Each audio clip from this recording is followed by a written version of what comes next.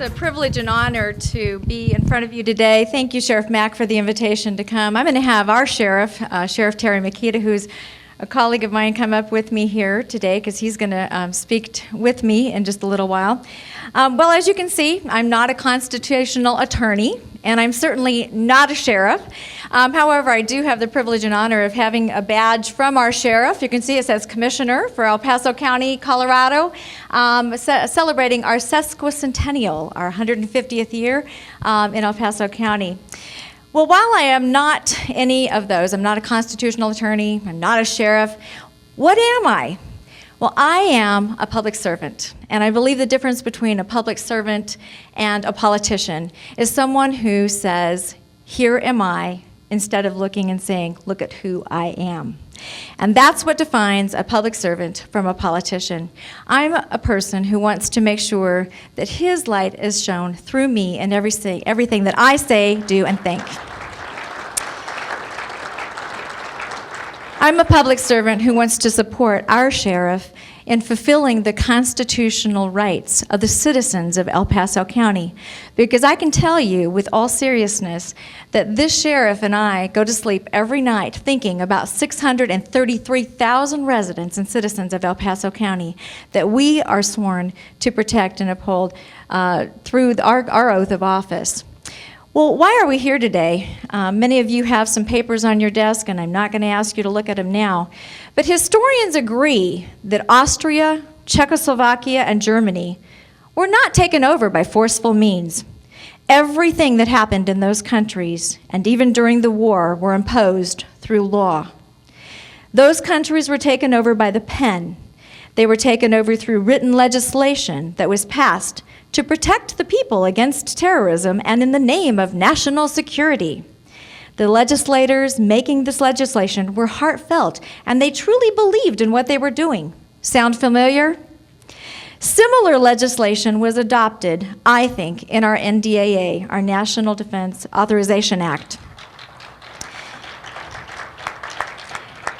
Similar legislation to what was adopted was drafted by Chancellor Bruning back in 1933, and it was enacted in order to protect the most brutal political movement he had ever seen, calling them terrorists.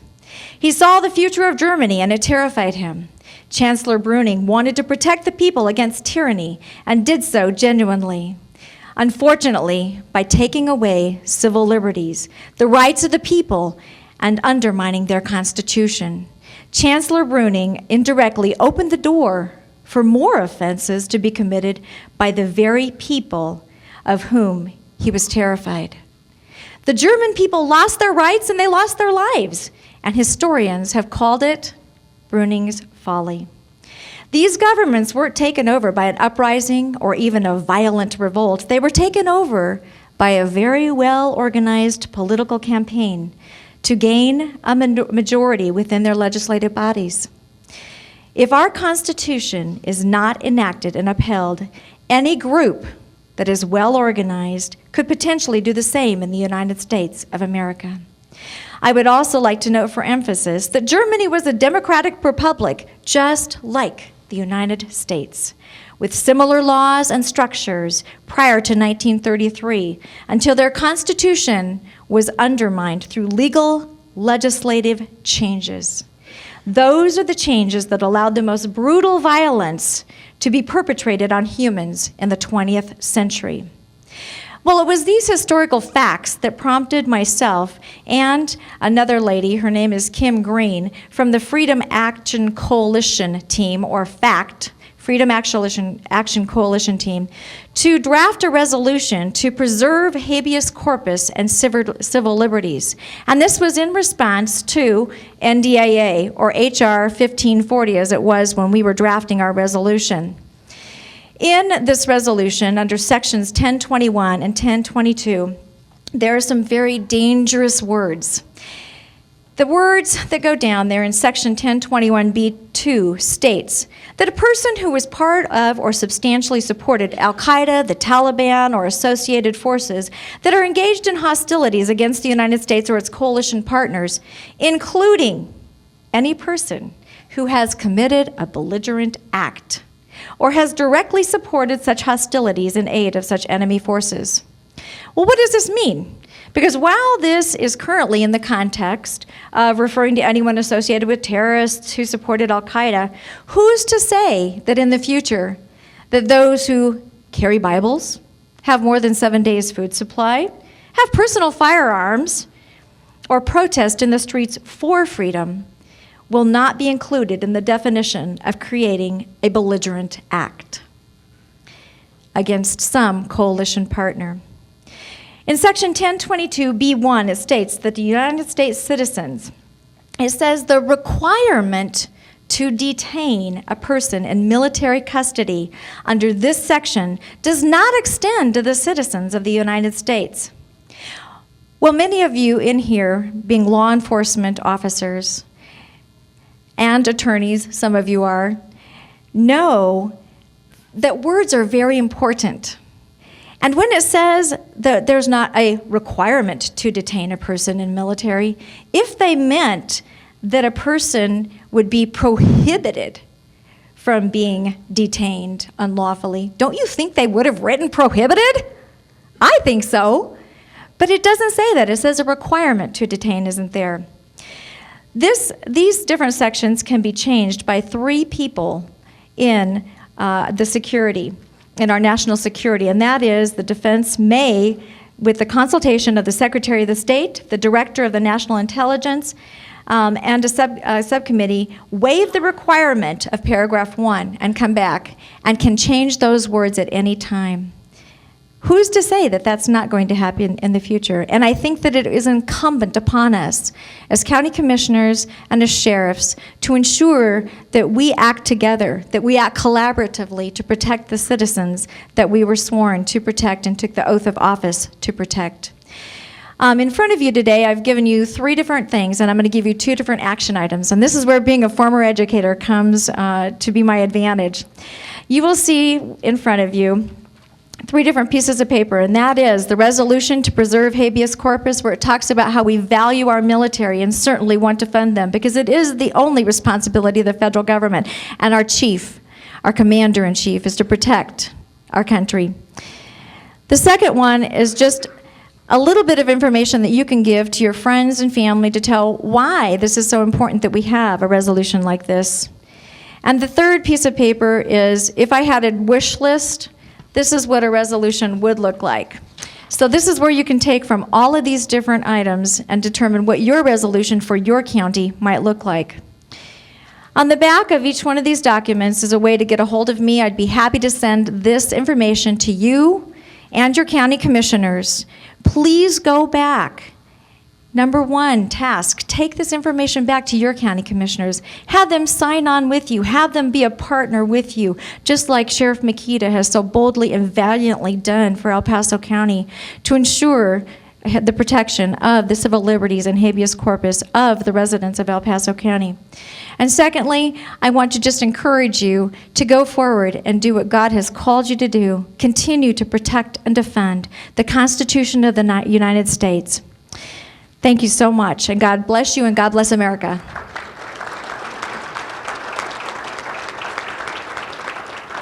Now, I'd like to take this opportunity to introduce Terry Maketa, and his lovely wife, Vicki, is here joining him today from El Paso County, Colorado. In Colorado Springs. And just in case you ever come out there, and some people have asked me today, what do we know about Boulder? Well, in Boulder, the sheriff makes them have a visa to enter El Paso County if they come from there. Sheriff Maketa he's our current sheriff for El Paso County. He's been a member of our community since 1978.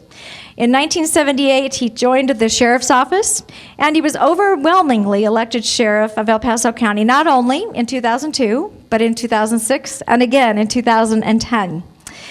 And he has a strong track record in El Paso County for increasing our quality of life, and for coming up with really innovative solutions for maintaining and improving customer service and for community response at technological advances during these very fiscally constrained and difficult times. None of us disagree. We live in perilous and precarious times.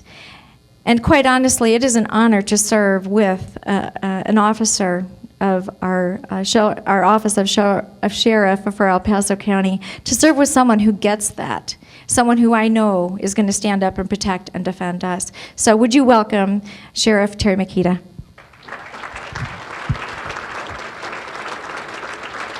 Thank you, and thank you, Sheriff Mack, for having me here.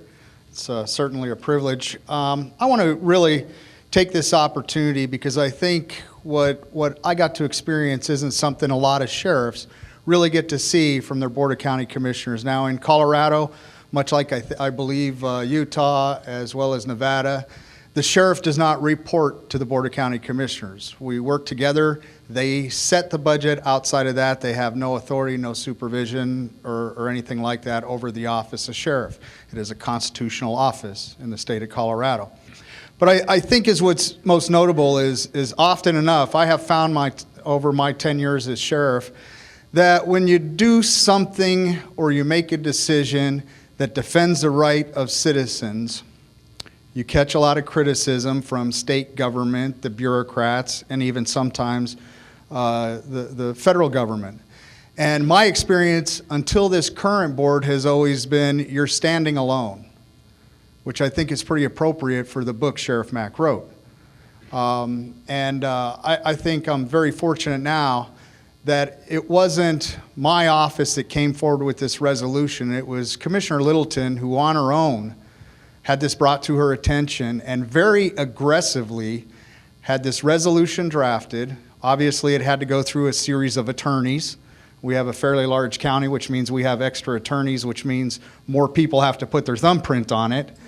But within a matter of 7 to 8 days, had this posted through the legal requirements and before the Board of County Commissioners to be voted on unanimously.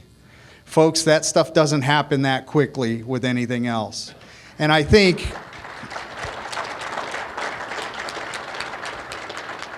it exhibits not only her passion for this, but how serious it is. And one of our biggest difficulties, I feel, is the apathy among our citizenry. If they saw the things we see, if they heard these stories you're hearing, and they knew all of the stuff that we're exposed to, there would be a much greater concern. But I think it's an amazing thing when one person recognizes that, remembers her oath of office, and takes action to stand behind it.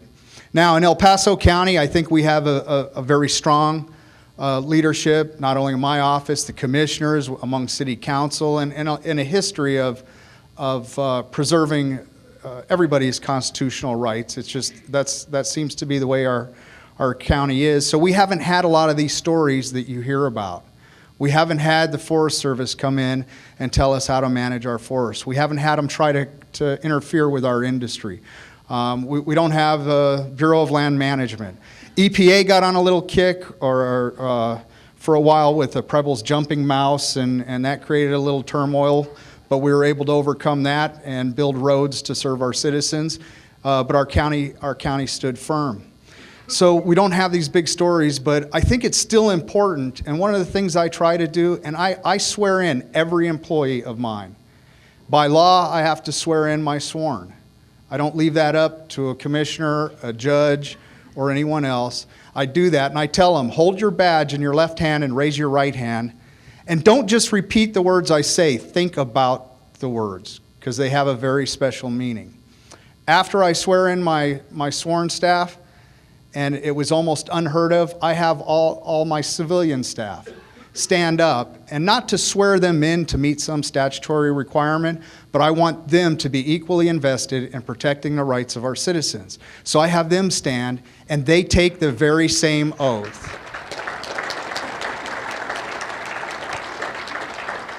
If you work in my organization and you ask any of my employees, what is your sheriff's top priority? They're not going to say, oh, it's reducing homicides, it's reducing robberies, it's reducing burglaries. They're going to say to serve our citizens. And I remind every graduating class, I remind them every year in service to never forget, you are given these powers, and they're very powerful. And you are given these powers by the citizens, and if you abuse them, they can take them away at any time. And if you never forget that, then you won't lose sight of why you exist. And we do exist to support our citizens. That happens to be probably one of the things that many of our elected officials that we send to DC or we send to our own state capitals that tend to forget. They think it's about their power. They think it's about citizens working for them. And it's really unfortunate. And we're starting to see a slide around the country with the courts. We heard speakers earlier talk about the courts are supposed to be there and interpret and defend us. And we're seeing them now do a 180 and support the bureaucrats and the laws that seem to chip away at our individual rights. We witness it all the time. I think it was real easy for me to support this resolution. It was a no-brainer. It's doing what I believed I took this job to do. It's what I expect every one of my employees to do, whether sworn or civilian. But it's also living that way. And although this isn't a major issue, and some people, especially in law enforcement, I came under criticism 1 year ago when, during my last campaign, I had a few people ask me, Sheriff, I know the Supreme Court has determined that roadside sobriety checkpoints are lawful, but do you really believe that they are? And I started thinking about it, and I've had that question come up during my first couple campaigns. And I thought, you know, if the Supreme Court says that it's fine, then we'll continue to do it. But after hearing it during my third campaign, I thought, you know what, it's not right. I happened to be driving with my wife going down to see my daughter. During one of those nights, a sobriety checkpoint was taking place. And I saw all the police cars lined up and the lights flashing and all the law enforcement professionals doing what they think is right, funneling cars off the road, trying to establish probable cause to determine if the driver was under the influence, which I think about 99% of the time, 99% of the drivers passing through are citizens going about their merry way. And I thought, what an inconvenience. And I don't believe our forefathers expected this kind of behavior to happen. So, a year ago, I put it out to the community that my office would no longer participate in roadside sobriety checkpoints. The first phone call was from the Colorado State Patrol. And they didn't talk to me personally. They talked to my administrative assistant and informed her to inform me that if we did not participate, we would lose the funding for DUI enforcement. And I said, that's fine, because I'm not going to continue to be bribed at the state level or the federal level by money to do something that I think is inappropriate. The media went around trying to get with other law enforcement in my county to try to build that coalition of the sheriff's soft on DUI, the sheriff isn't enforcing our laws, and it kind of ran silent. Nobody spoke up. But the largest populated city in our county is the city of Colorado Springs. 3 months ago, our new chief of police said he will no longer engage in roadside sobriety checks. And I think that's how you go about living what you talk about and taking up and following through with your oath of office. And even if the Supreme Court says it's okay, we still have that opportunity to make the decision to say, yes, we will, or no, we won't. And I can assure you that the next sheriff after me will have a very difficult time going back and saying it is justified and taking what little money they offer. And we've seen it too often now where federal agencies and state agencies are chipping away at the constitutional rights of our citizens by using bribe money. They're calling it grants. They're saying, if you don't do this, you're not going to get this funding. And it's time we say, I don't need your funding. That's right. So that's what it's about. Anyway, I won't take up any more of your time. I want to thank all of you for being here. And I'll tell you, I think being sheriff is such a unique thing. And I tell all my friends that are chiefs of police that if you really want to serve citizens, run for sheriff. Because that's where you can hear them, you can listen to them, and you don't have to worry about a non-law enforcement elected bureaucrat trying to set policy with no knowledge or understanding of individual constitutional rights. And I think that's what we're here for, and I think that's what the Office of Sheriff stands for. And I find it no surprise that there are people around the country trying to do away with the Office of Sheriff, and that's where we truly need to stand strong. So thank you.